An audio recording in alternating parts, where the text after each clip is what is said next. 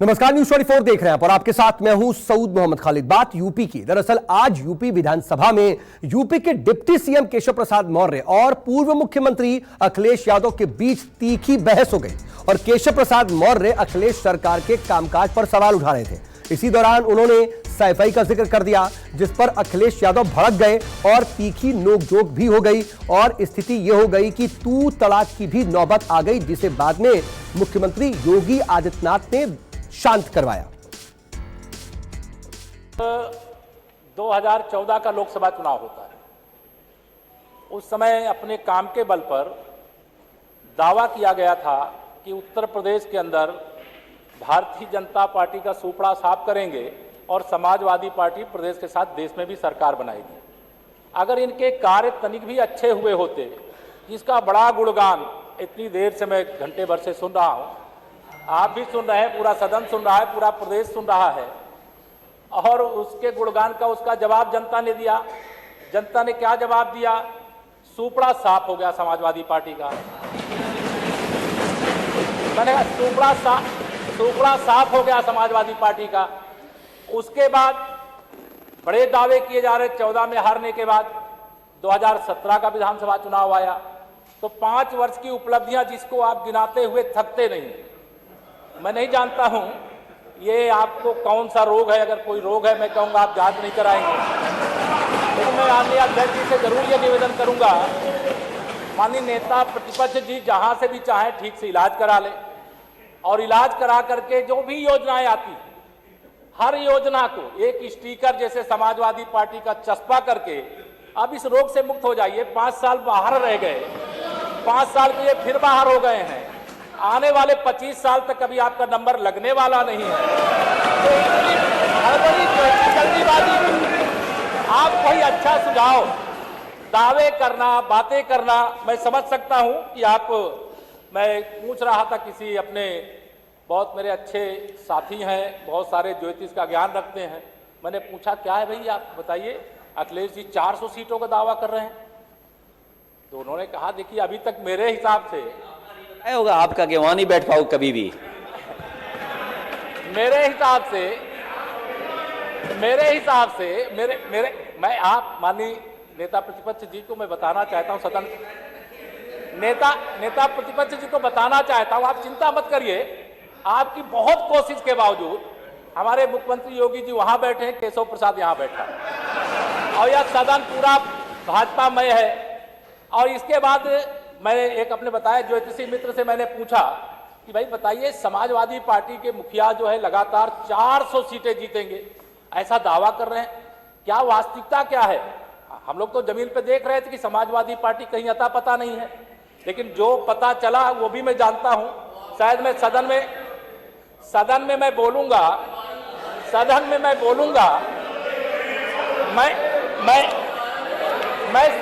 बोलूंगा। अरे इतना मत देखिए शांत सुनिए। अभी हम लोग नेता प्रतिपक्ष को बड़ा अभी सब थोड़ा ध्यान से सुना नेता प्रतिपक्ष को, आप सब लोग शांत हैं। थोड़ा आप भी सुन लेंगे तो अच्छा रहेगा। चुनाव शांत रहिए। 400 सीटों का दावा कर रहे थे, अब 400 सीटों का दावा करते करते 111 में सिमट गए। अब अभी आरोप लगा रहे थे कि भारतीय जनता पार्टी यानी सरकार केवल जातियों और धर्मों में नहीं बल्कि विपक्ष में भी भेद डालती है। अब ये मत कहना कि अगर आपके यहाँ कोई फूट पड़ जाए, कोई अलग हो जाए तो हमारे ऊपर आप आरोप लगाए कि हमने ऐसा कर दिया है। हमको ये करने की आवश्यकता नहीं है। आप अपना परिवार, अपनी पार्टी को आप अपने वहां के अभी आप संभालिए, मैं कह रहा हूं ना संभालिए। बहुत सारे लोग मेरे संपर्क में आ चुके हैं, उधर कुछ खाली ना हो जाए इसकी चिंता करिएगा। इसलिए मैं आपके सामने माननीय अध्यक्ष जी आपके माध्यम से यहां कहना चाहता हूं, इस बार का विधानसभा चुनाव बड़ा रोचक था। मैं वास्तव में आश्चर्य करता था कि अगर एक बार का दावा 2014 का जो आपने किया था, मैं सुनता था उसको, मैं इसी सदन में बैठा था और संयोग से उस समय मुझे उस राजनीति में पहली बार मैं विधानसभा में आया था और उस समय आया था जब समाजवादी पार्टी की लहर थी। उस सीट से आया था जिसके आपको बड़े गुणगान दिखाई दे रहे हैं, उसकी मैं जानता हूं क्या स्थिति है। लेकिन आप भरोसा रखिए, आपको 25 साल तक केशव प्रसाद सत्ता में आने नहीं देगा। आप इसका भरोसा रखिए। आप विपक्ष, आप श्री अखिलेश जी हमारे बड़े अच्छे, आपको मैं पसंद करता हूं, लेकिन अध्यक्ष मुझे हम आ पाए ना आ पाए, ये हमारे माननीय सदस्य लोक भवन में कब बैठ पाएंगे? कि लोक भवन में तो कमल खिल चुका है और वो कमल खिला रहेगा। और देखिए माननीय अध्यक्ष जी, साइकिल पंचर हो गई है तो अब पंचर का ठीक कराने की जो आपकी साइकिल है उसको शायद उत्तर प्रदेश जनता ठीक करेगी नहीं, इसलिए मैं लोक भवन में कब बैठूंगा? लोक भवन में हम लोग आपने बनाई, बताइए बताइए। फोर लेन किसने बनाई बताइए माननीय सदस्य। अध्यक्ष जी, मैं आप कृपया करके आपस में डिबेट नहीं करें, कृपया करके नेता प्रतिपक्ष पूर्व मुख्यमंत्री जी को ये बता दीजिए, ये 5 साल सत्ता में नहीं रहे, आगे 5 साल के लिए फिर विदा हो चुके हैं। 2027 में चुनाव आएगा, मैं तो यह मानता हूं कि फिर कमल खिलेगा, फिर आपका अभी कोई भविष्य इस समय नहीं है, लेकिन सड़क किसने बनाई है, एक्सप्रेस किसने बनाया है, मेट्रो किसने बनाई है? जैसे लगता है आपने सैफई की जमीन बेच करके ये सब बनवा दिया है। तुमने घर के, तुम अपने पिताजी से पैसा लाते हो या बनाने के लिए? तुमने राशन बांटा है तो पिताजी ने क्या बात है? कोई बात है क्या?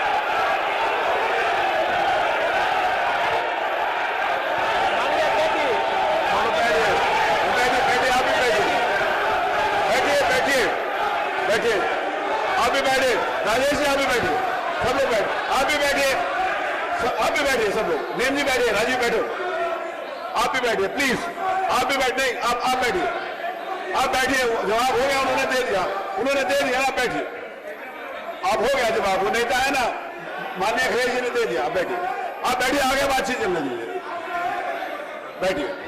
नहीं कड़वी बात अगर कही है तो कड़वी बात सुनिए भी ना, दोनों बात, आपने भी कड़वी बात कही, उन्होंने सुनी, उन्होंने कड़वी बात की, आप सुनिए, बैठिए मनीष जी, मनीष सिंहा जी बैठिए, आप भी बैठे, सब लोग बैठे, आप अध्यक्ष जी,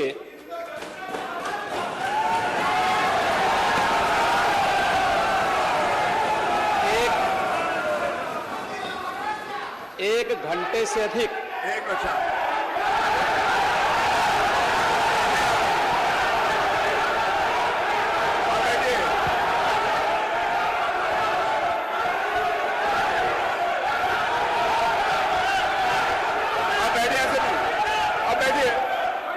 माननीय अध्यक्ष जी, नेता सदन खड़े हैं, माननीय आप अनुमति दे चुके हैं।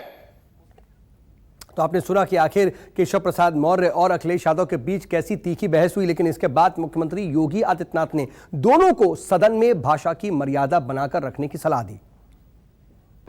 सेफई भी तो इसी प्रदेश का हिस्सा है। नहीं, सेफई देखिए, भाषा आप उसको बाद में बोल सकते हैं। देखिए, हमारी सहमति असहमति हो सकती है, देखिए हमारी असहमति असहमति हो सकती है किसी बात पर, हम बाद में इस बात को करेक्शन करा सकते हैं, लेकिन तो मैंने शब्द का प्रयोग नहीं किया जाना चाहिए और किसी भी असभ्य भाषा का प्रयोग नहीं होना चाहिए। और मैं माननीय अध्यक्ष जी से अनुरोध करूंगा कि अगर इस प्रकार की शब्दावली प्रोसीडिंग का हिस्सा बनी है तो कृपया उसको हटवा दें, क्योंकि ये गलत परंपरा होगी और मैसेज का देश के अंदर खराब जाएगा। हमें हमेशा इस बात को ध्यान में रखना होगा, सदन की मर्यादा का ध्यान हर हाल में बनाए रखना होगा। दूसरा, जब एक सदस्य बोल रहा हो तो सदस्य के बीच में, और खासतौर पर उप मुख्यमंत्री बोल रहे हो, तो बीच में रनिंग कमेंट्री करना, बीच में धमकी देना, ये चीजें ठीक नहीं है और मुझे लगता है सदन की मर्यादाएं इससे आहत होती हैं। कोई भी इसको नहीं स्वीकार करेगा और मैं विनम्रता से कहूंगा, माननीय नेता प्रतिपक्ष को उनका सम्मान है, वे सबसे बड़े विपक्षी दल के नेता हैं और मुझे लगता है कि इस मर्यादा की अपेक्षा केवल सत्ता पक्ष से ही न करें, विपक्ष भी उस मर्यादा का पालन करेगा तो दोनों का सम्मान बना रहेगा और ये सम्मान दोनों का बना रहे। देखिए, सहमति और सहमति लोकतंत्र की ताकत है, या आवश्यक नहीं, हम ये नहीं कहते हमारी बात से सहमत हूं, या मैं ये भी नहीं कह सकता कि मैं आपकी बात से सहमत हूं। जब मेरी बारी आएगी, मैंने तो पूरे 1 घंटे तक आपकी बात को सुना, मेरी बारी जब मेरे दल की ओर से मेरी बारी लगाई जाएगी, मैं उस दिन अपनी बात यहां पे रखूंगा। मैंने आपके पूरे भाषण को इसलिए सुना ही नहीं, प्रोसीडिंग मंगाऊंगा, फिर देखूंगा, उसका पूरा जवाब भी दूंगा यहां सदन पे।